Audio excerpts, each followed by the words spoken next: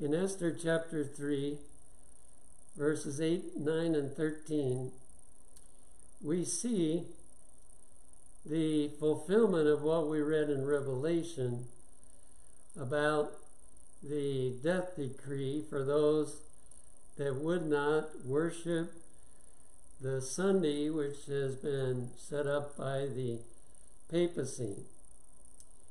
And Haman said unto King Ahasuerus, there is a certain people scattered abroad and dispersed among the people in all the provinces of thy kingdom, and their laws are diverse from all people. In other words, they keep Sabbath, we keep Sunday. Their laws are different from ours. Neither keep they the king's laws. So the king had passed the law. They weren't keeping that either. Therefore, it is not for the king's profit to suffer them. If it please the king, let it be written that they may be destroyed. And letters were sent by posts into all the king's provinces to destroy, to kill, and to cause to perish all Jews, both young and old, little children and women, in one day. So this law was passed to wipe out in one day everybody that kept the Sabbath, which the Jews did. In fact, sometimes people can call us Jews because we keep the seventh-day Sabbath. But it wasn't intended to be just for the Jews. It was intended for the whole human race to keep the Sabbath. And it's man that has exalted another day and will come to the place to try to force other people to worship on that day.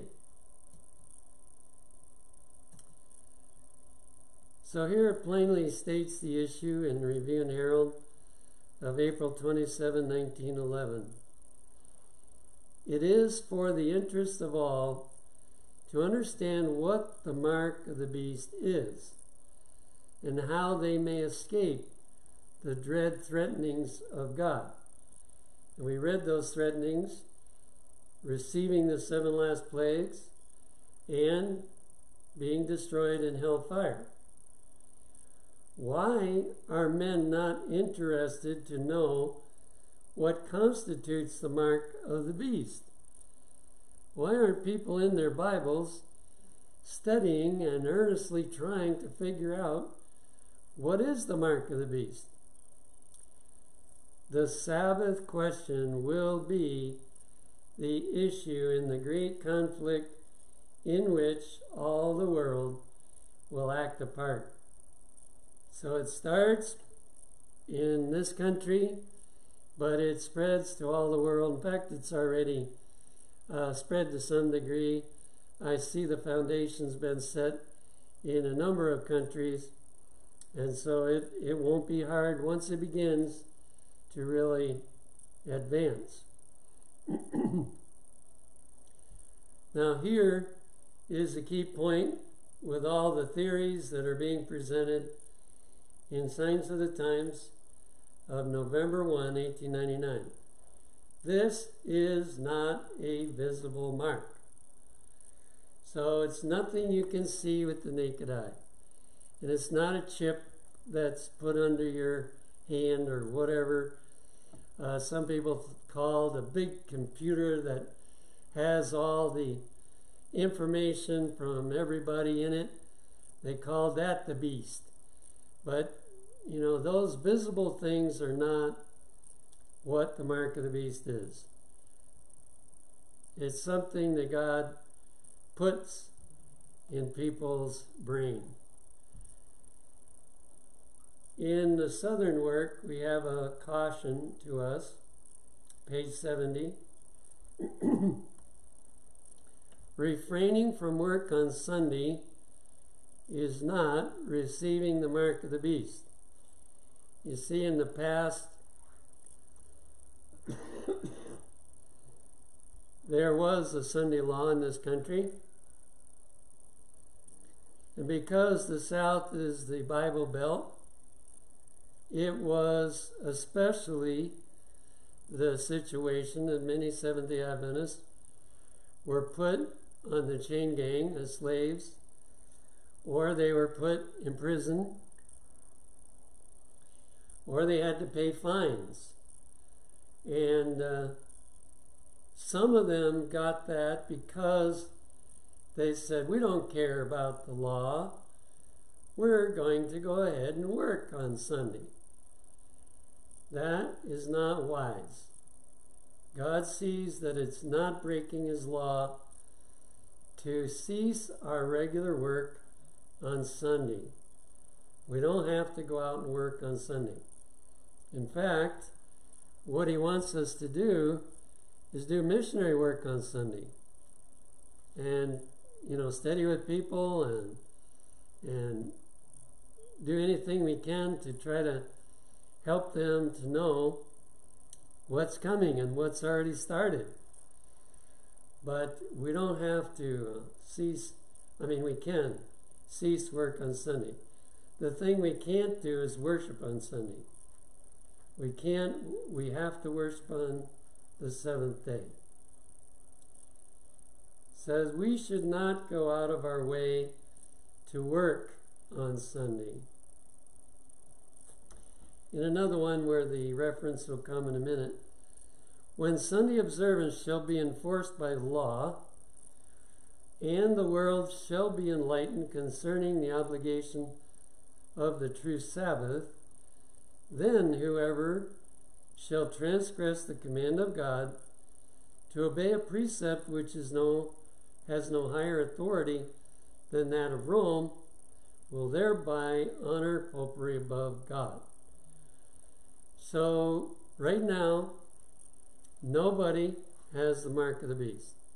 We should not think of Sunday keepers as having the mark of the beast. They don't. Most of them don't know the issue involved yet. It won't become the mark of the beast until two things have happened. Number one, we have done our job to inform the world about the issue of Sabbath, why we need to return to Sabbath keeping. We cannot expect to go to heaven in the last days as a Sunday keeper. We have to hear the message, and we have to obey the message to return to Sabbath keeping. And the second thing that has to happen is that the government has to pass a law that we should worship on Sunday.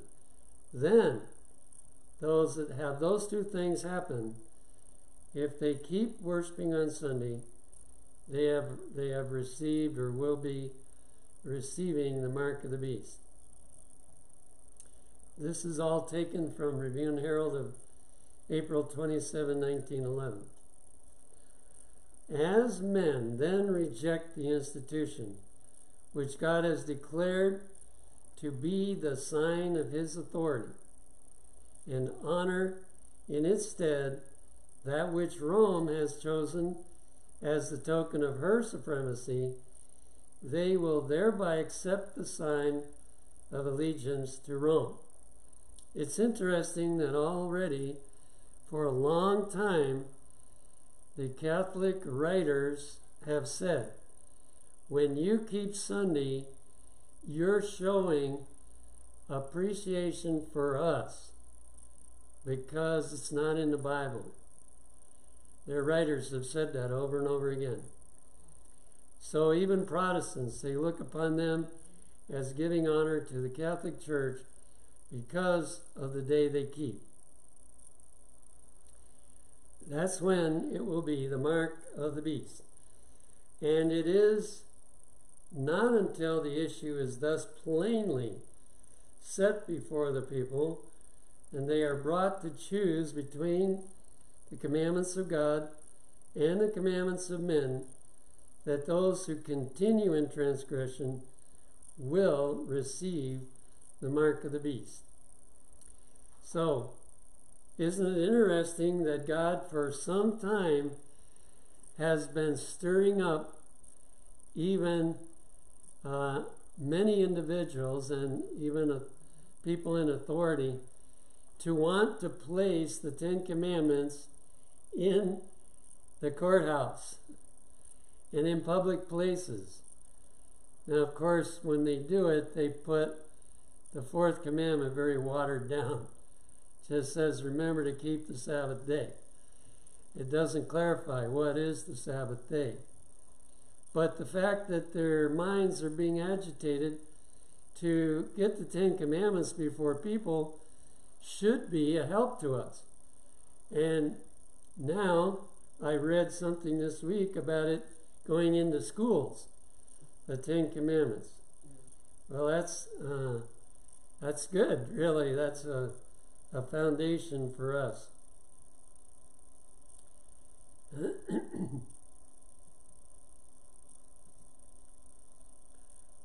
In Signs of the Times of November 8, 1899,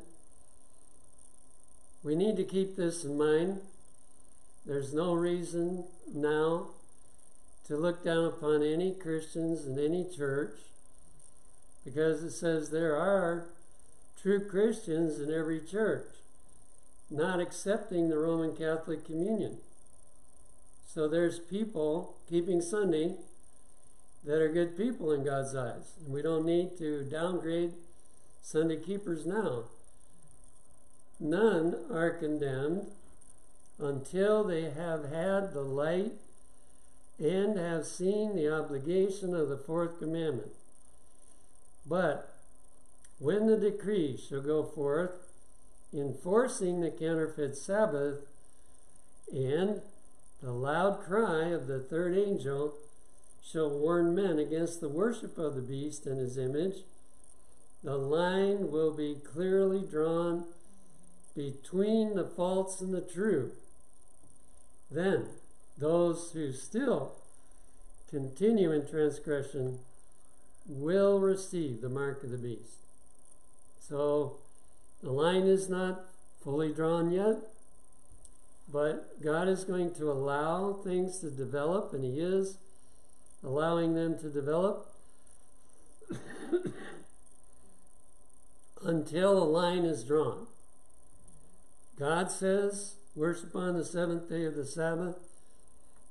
The papacy says, and also the United States government says, worship on Sunday.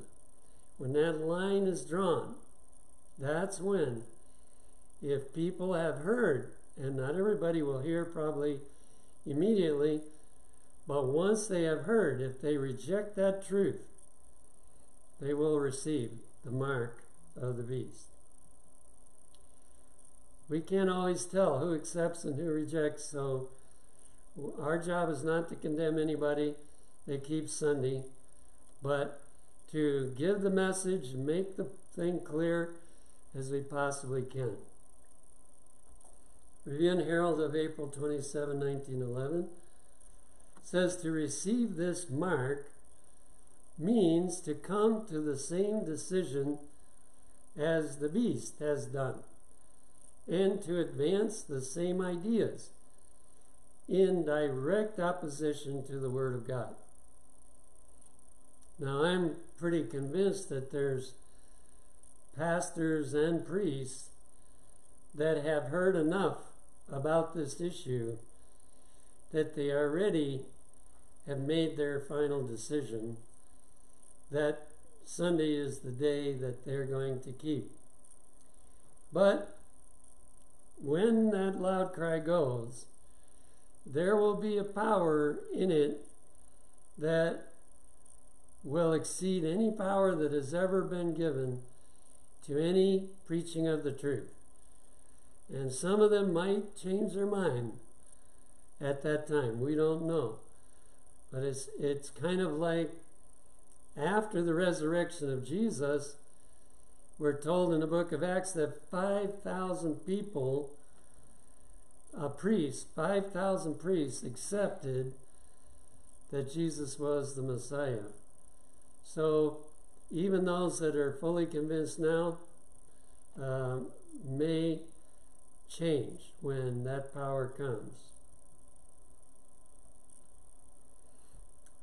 If the light of truth has been presented to you, revealing the Sabbath of the fourth commandment and showing that there is no foundation in the Word of God for Sunday observance, and yet you still cling to the false Sabbath, refusing to keep holy the Sabbath, which God calls my holy day, you receive the mark of the beast. So apparently there are people that have gotten enough light already and rejected it that they have already received the mark of the beast. But we don't know who they are, so we can't decide that issue. When does this take place? When you obey the decree that commands you to cease from labor on Sunday and worship God, while you know that there is not a word in the Bible showing Sunday to be other than a common working day. You consent to receive the mark of the beast and refuse the seal of God.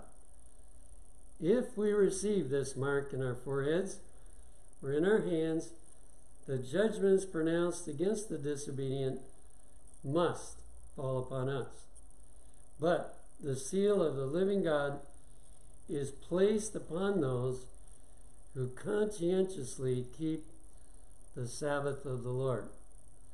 So at the same time that people are receiving the mark of the beast, others are receiving the seal of God, who do what Shadrach, Meshach, and Abednego did when they stood before the king and said, we don't have to think about this.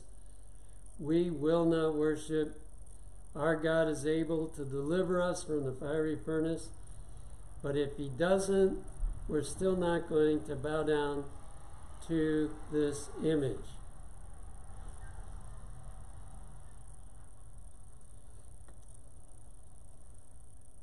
The time is not far distant when the test will come to every soul. If that was true when it was written, it is 100 times more true today. It's not far distant when the test will come to every soul. The mark of the beast will be urged upon us. Those who have step by step yielded to worldly demands and conformed to worldly customs will not find it a hard matter to yield to the powers that be, rather than subject themselves to derision, insult, threatened imprisonment, and death. Now here's a very serious thing for each one of us here today. We are deciding day by day which side we will stand on. When the government asks us to do something that's not right to do, what are we going to do about it? Are we going to say no, or are we going to go along with it? When other people make fun of us for what we do, what is that influence upon us? How are we reacting to that? And if we are not willing to stand up for smaller truths, you know, one of the ones that I think women get the most ridicule on is when they dress different from the world. And, you know, people make fun of them and they feel uncomfortable and they decide, no, I guess I'll go ahead instead and dress like the world. Also, I think the COVID situation was one of those times that many people did what the world said was best, but now the proof is coming out that it wasn't best, and there was evidence out there that it wasn't best, but people didn't pay attention to that, And even our church said it's best to do it. And so, some people said, well, I don't think it's best, so I'm not going to do it. And so all of these things are preparing people who go along, is preparing people to go along with the Sunday law. The contest is between the commandments of God and the commandments of men. So if you boil it all down, that's it. And the Catholic Church is very willing to admit that it is their command. And you might wonder, why can they do that? Because they believe God gave them that authority. So they don't mind admitting it, that they changed it, and they believe they have the authority to do that.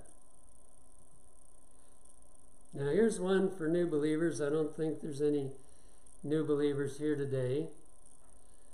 Some of us have had time to get the truth and to advance step by step. I'll have to say, though, not everybody has advanced every step that God called for. But some have had time to get the truth and to advance step by step, and every step we have taken has given us strength to take the next. But now time is almost finished, and what we have been years learning, they will have to learn in a few months. Now, some of us complained at how fast we had to change. But the new believers now had better not complain, because they've got a long ways to go as they come into the church. They will also have much to unlearn and much to learn again. So there are things that they were taught, maybe in an Adventist school even, and they come face to face with the fact that it wasn't the right thing, and they have to unlearn it. And then there's other things they weren't taught, and they have to learn those. Those who would not receive the mark of the beast and his image when the decree goes forth must have decision now to say, nay, we will not regard the institution of the beast. So again, the way we live our life on a daily basis is preparing us for which side we'll be on. If we go along with the world, if we give in to not doing what God has told us to do day by day, there's no way we're going to stand up later on. We have to be getting ready to say, no, God doesn't want me to do that. I'm not going to do that, even on the smaller issues. I found this one to be interesting. I don't fully know what it means, but in 6 Testimonies, page 17, it says, the mark of the beast is exactly what it has been proclaimed to be. So Seventh-day Adventists have been speaking about this for well over 100 years. Not all in regard to this matter is yet understood.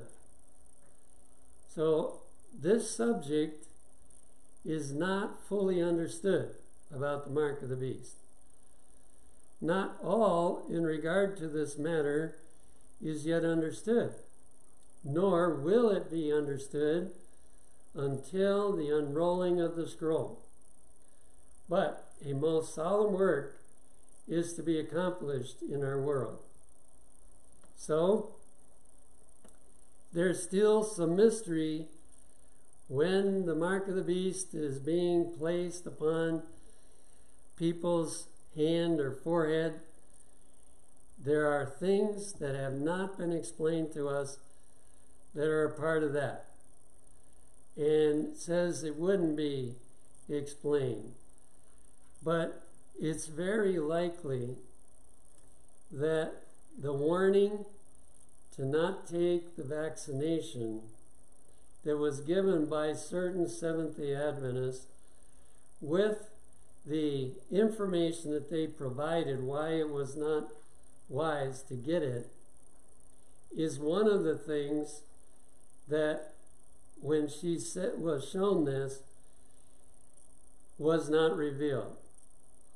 But you know, as I thought about it, of whether I would take it or not, I remembered that in Daniel chapter 1, it said, Daniel would not eat of the king's meat. In other words, he would not put in his body something that was harmful to his body. Now, if you catch COVID, you can't help it. It wasn't your fault. But if you purposely put it in there, that's different. And Daniel refused that. So I thought, well, then I need to refuse it, because from what I've heard, it has damaging things in there that's going to hurt my body. But that's only the beginning. We don't know the rest until the scroll is unrolled. So we need to be alert and recognize everything that the enemy's doing. You might wonder, well, what does it mean about the scroll? I believe it's a reference to Revelation 5, verses 1 and 2. And I saw in the right hand of him that sat on the throne a book written within and on the back side. Now remember, in the days that this was written, their books were rolls. Scroll, we would call it. They rolled it up instead of folding up like we do. So here's a book. It's got so much in it that it's written both on the front side and on the back side. Sealed with 7 seals. And I saw a strong angel proclaiming with a loud voice, "Who is worthy to open the book and to loose the seals thereof?" And of course, chapter 6 deals with some of the information that was in those seals. So as we find ourselves at the time of Earth's history where the scroll is being opened and more is being revealed, by the way, Jesus was the only one that could open that book. And as Jesus opens that scroll, we are going to see many things that were not revealed to us. And as we decide those things, it will determine what we decide when the death penalty comes along. So may the Lord help us day by day to be making the right decisions, so that we will make that final decision and not receive the mark of the beast. And also, may it motivate us with pity and sadness toward those that don't know, so that we do something, everything we can do, to help them know, so they can make the right decision.